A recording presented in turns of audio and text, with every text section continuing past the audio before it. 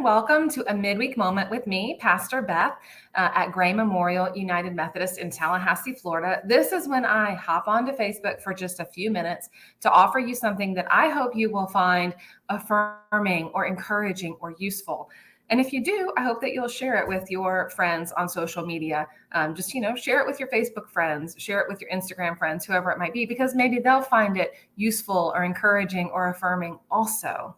So today I'm not in the office. I am actually on retreat. So I'm down at Carabel Beach at a little place that I rented because I've got 3 days of Zoom meetings. In fact, as soon as I log off of here, I'll be hopping on to the first Zoom meeting for today. And all of these Zoom meetings are happening because I'm doing what's called a residency in ministry retreat, a RIM retreat. In order to be ordained in the United Methodist Church, there are a bunch of things that you have to do. And RIM is one of them.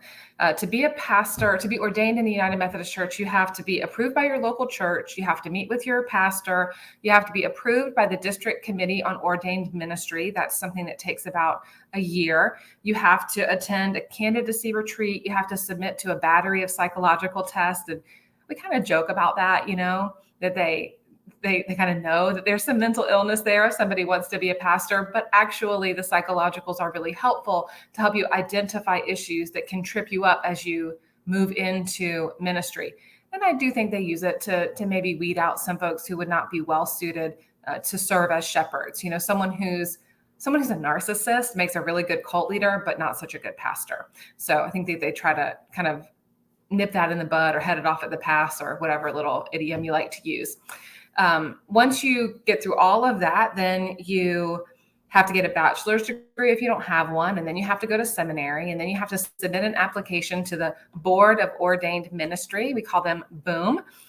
And that application to BOOM requires you to write on leadership and theology and personal growth, and you have to submit a video of yourself preaching to an actual congregation. My paperwork, when I submitted it, it was about 50 pages plus the sermon. So it's like writing a 50-page graduate level, like writing a 50-page paper for a graduate level course. After that, you then serve a congregation for 2 to 3 years, even if you've already been serving. Most of us begin serving during seminary if we haven't already been serving a church.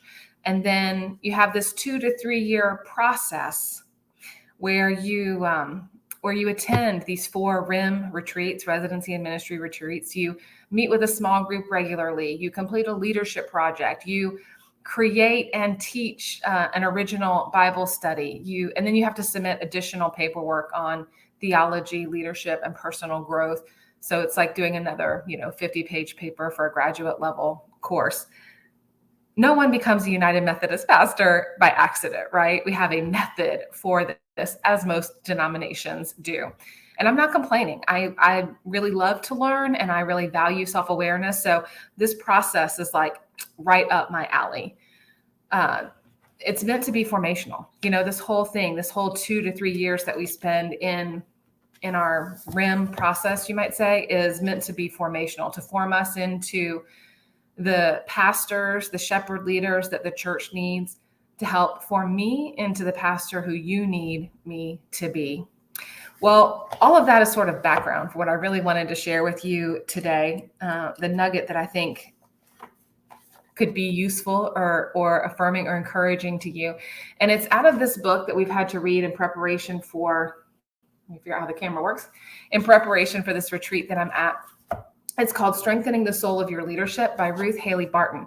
And Ruth Haley Barton is a bit of a guru when it comes to establishing rhythms in your life that help you regularly connect with God in a meaningful way.